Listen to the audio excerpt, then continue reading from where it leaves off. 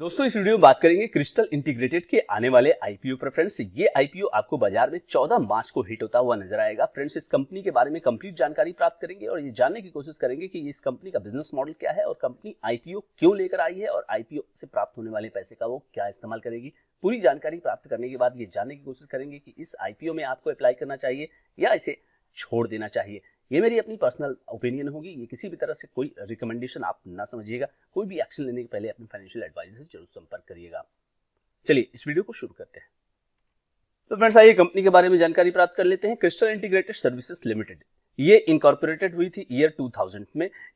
ये कंपनी जो है वो फैसिलिटी मैनेजमेंट सर्विसेज है, यानी कि कई तरह की सुविधाएं जो काम होता है सर्विस सेक्टर में वो कराने का काम ये कंपनी करती है, जैसे कि housekeeping, sanitation, landscaping, gardening, mechanical, electrical, plumbing, waste management, pest control, facade cleaning and other services like production, support, warehouse management और एयरपोर्ट मैनेजमेंट। मतलब कहने का है कि छोटी छोटी जो सर्विसेज जो जहां जरूरत होती है ना वो ये करके देते हैं दूसरी कंपनियों के लिए, दूसरे ऑर्गेनाइजेशंस के लिए।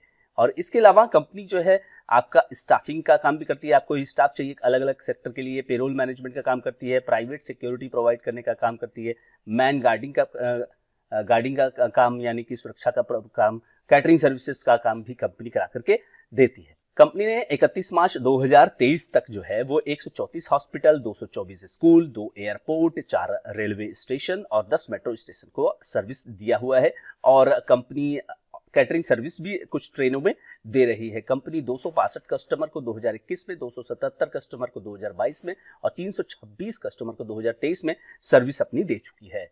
फ्रेंड्स अगर बात की जाए कंपनी के लोकेशंस की बात के साथ तो 21 ब्रांच है कंपनी का। अगर इनके ग्रोथ की बात की जाए, रेवेन्यू फ्रॉम ऑपरेशन की, total profit for the year after tax की और इबिटा की ग्रोथ की बात की जाए तो 22%, 51% और 34% का ग्रोथ इनका 2021 से 2023 का है। तो अच्छा खासा परफॉर्मेंस दिखाने के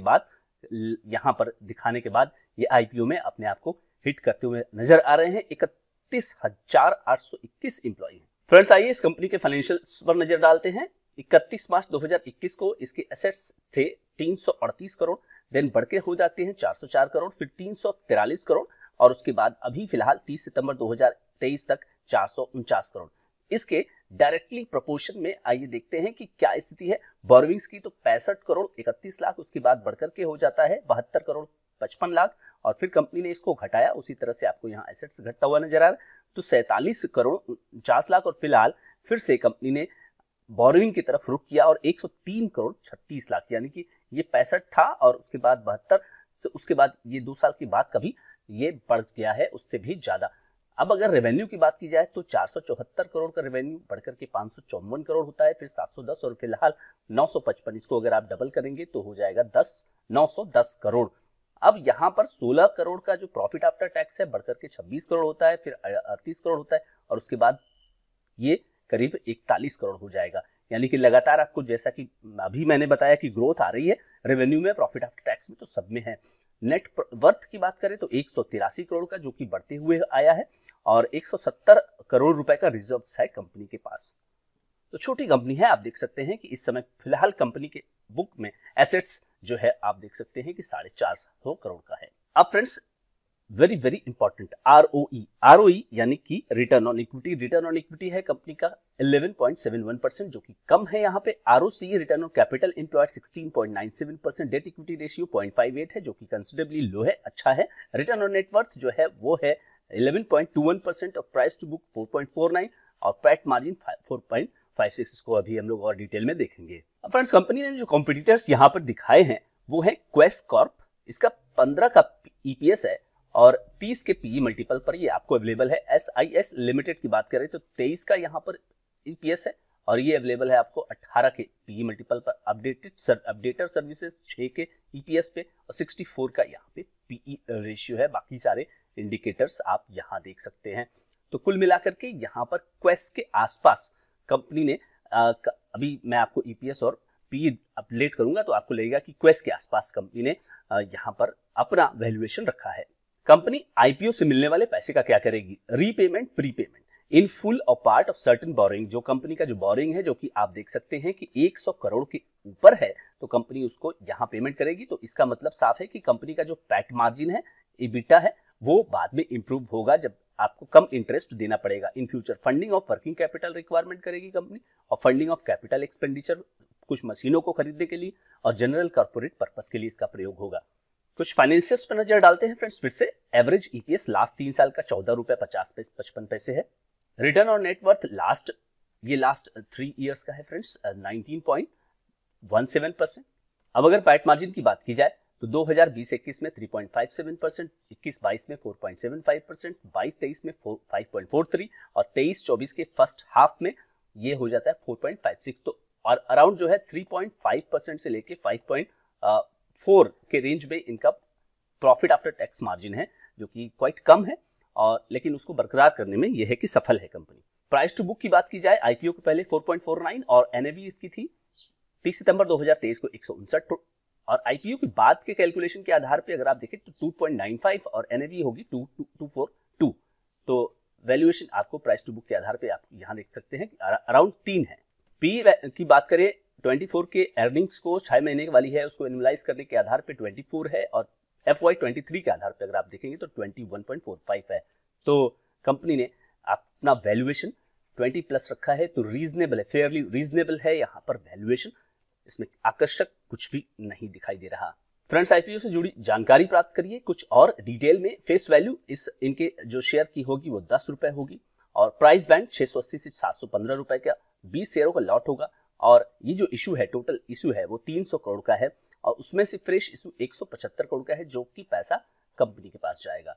इसके अंदर ऑफर फॉर सेल भी इन्वॉल्व है, यानी कि प्रमोटर्स निकल भी रहे हैं। 125 करोड़ रुपए ये पैसा प्रमोटर के पास जाना है। BSE NSE पे बाद में जाकर ये IPO लिस्ट होगा। क्यूआईबी कैटेगरी की बात करें तो यहाँ पर आपको 50% रिजर्व रखा गया है उनके लिए। रिटेलरों के लिए यहाँ पे 35% रिजर्व है, और NII HNI में 15% रिजर्व किया गया है। फ्रेंड्स, IPO आपको 14 मार्च को खुलता हुआ नजर आएगा। IPO की जो क्लोजिंग डेट है वो है 18 मार्च, और बेसिस ऑफ अलॉटमेंट 19 मार्च को होगा। इनिशिएशन रिफंड का होगा आपका 20 मार्च को, और अगर आपको IPO मिल जाता है तो 20 मार्च को ही आपके डीमैट अकाउंट में क्रेडिट होगा, और 21 मार्च को IPO एक और कंपनी बाजार में आपको लिस्ट होते हुए नजर आएगी। फ्रेंड्स, किस तरह से आपको अप्लाई करना है? रिटेल की कैटेगरी में 1 लॉट के लिए 20 शेयरों के लिए 14,300 लगाने होंगे। रिटेल में मैक्सिमम 13 लॉट के लिए 260 शेयरों के लिए आपको 1,85,900 रुपए लगाने होंगे। SHNI में मिनिमम 14 लॉट के लिए 280 शेयरों के लिए 2,02,000 और SHNI मैक्सिमम 69 लॉट्स के लिए 1380 शेयरों के लिए लगाएंगे 9,86,700, और BHNI में 70 लॉट्स के लिए 1400 शेयरों के लिए 10,01,000 रुपए लगाने होंगे।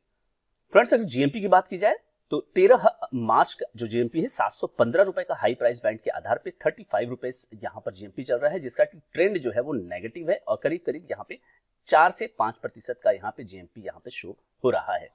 तो फ्रेंड्स, ये जो कंपनी है ये आपको सर्विसेज में यहाँ पर HR सर्विसेज आप ये कह सकते हैं कि HR में और खास करके सर्विस सेक्टर में काम करते हुए नजर आ रही है, जो कि फैसिलिटी मैनेजमेंट सेक्टर में काम कर रही है। इस तरह की कंपनियां छोटी कंपनियां ही होती हैं, ज्यादा बड़ी नहीं होती है। जैसे कि आप देख सकते हैं टीम लीज वगैरह, इस तरह की कंपनियां हुआ करती थी, जो कि काफी अच्छा रिटर्न देने में सफल रही हैं। और इस तरह की कंपनी में जो है बड़ी कंपनियां जो है वो, जो लार्ज कंपनियां होती हैं वो ज्यादा इंटरेस्टेड नहीं होती है कि बहुत बड़ा इसमें बाजार नहीं होता है। दूसरी तरफ अगर कंपनी का जो DRHP RHP अगर आप देखें तो कंपनी का जो ज्यादातर जो काम है वो जो क्लाइंट्स से रेवेन्यू प्राप्त हो रहा है, उसमें सबसे बड़ा जो रेवेन्यू जनरेटर है वो गवर्नमेंट सेक्टर है। तो कुल मिलाकर के जो बिजनेस मॉडल है वो मुझे यहाँ पर सर्विस सेक्टर में यूनिक बिजनेस मॉडल नजर आता है, और जिसमें कि आपको प्रॉफिट मार्जिन ज्यादा नहीं होगा। यहाँ पर आप देख सकते हैं कि 5% कंपनी को निकालने में कितनी परेशानी हो रही है, तो प्रॉफिट मार्जिन इतना ही आने वाला है। प्रॉफिट आफ्टर टैक्स की मैं बात कर रहा हूँ। तो आप इस तरह की कंपनी को आप टेक्नोलॉजी से या फिर कंज्यूमर से आप कंपेयर नहीं कर सकते। यहाँ पर बिजनेस टू बिजनेस मॉडल रहेगा, जहां पर की प्राइसिंग आपके हाथ में नहीं होगी, ये आप समझ के चलिएगा। तो क्या होगा इस कंपनी में लिस्टिंग में आप देख सकते हैं कि यहाँ पर GMP का ट्रेंड जो है वो फिलहाल ठंडा रिस्पांस नजर आ रहा है। 4 to 5% का GMP है, तो फिलहाल यहाँ पे लिस्टिंग गेन होने की संभावना नजर नहीं आ रही है। आपको यहाँ पे 14 तारीख और जिस दिन आईपीओ लिस्ट होने वाला है आने वाला है और 15 तारीख, इन दोनों दिन डिमांड ग्राफ पर ध्यान देना होगा और उसके आधार पर ही लिस्टिंग गेन के लिए अगर आप जाना चाहते हैं तो वहां पर आप फैसला लीजिएगा। फिलहाल यहाँ पर किसी भी तरह का कोई मूवमेंट लिस्टिंग गेन के लिए शो होता हुआ नजर नहीं आ रहा है। दूसरी तरफ छोटी कंपनी है, क्या लॉन्ग टर्म के लिए इसमें ऐसा पोजीशन ले हम कि भविष्य में हमारा अच्छा रिटर्न इसमें बन सकता है? तो मुझे लगता है कि इस तरह की कंपनी जो कि एक ऐसे मॉडल में काम कर रही है, थोड़ा सा इसमें कंपटीशन है भी और आप कह सकते हैं कि और कंपनियों के आने की संभावना इसमें नहीं है, क्योंकि उतना प्रॉमिसिंग बिजनेस तो है नहीं कि बहुत ज़्यादा तेजी से ग्रो करेगा। तो यहाँ आप इस तरह की कंपनी में जिसका फंडामेंटल यहाँ पे ओके नजर आ रहा है, आप अपना रिस्क प्रोफाइल समझते हुए मीडियम टू लॉन्ग टर्म के लिए यहाँ पर निवेशित रह सकते हैं। लेकिन फिर अगर आप कंपनी को कुछ समय देना चाहते हैं तो आप कुछ वेट कर सकते हैं, क्योंकि कई बार क्या होता है कि कंपनियां जो है वो आईपीओ में जाने के पहले ही परफॉर्मेंस दिखाने के लिए भी कई बार कंपनियां अपने बैलेंस शीट की विंडो ड्रेसिंग भी किया करती हैं, तो उस हिसाब को भी आपको सोचना होगा। फ्रेंड्स, ये पूरी तरह से मेरी अपनी राय है। आप कोई भी एक्शन लेने के पहले अपने फाइनेंशियल एडवाइजर से जरूर संपर्क करिएगा और कोई भी एक्शन उसके बाद लीजिएगा। वीडियो कैसा लगा जरूर बताइए। चैनल को पर नए हैं तो सब्सक्राइब करिए, लाइक करिए, कमेंट करिए। Thank you so much friends.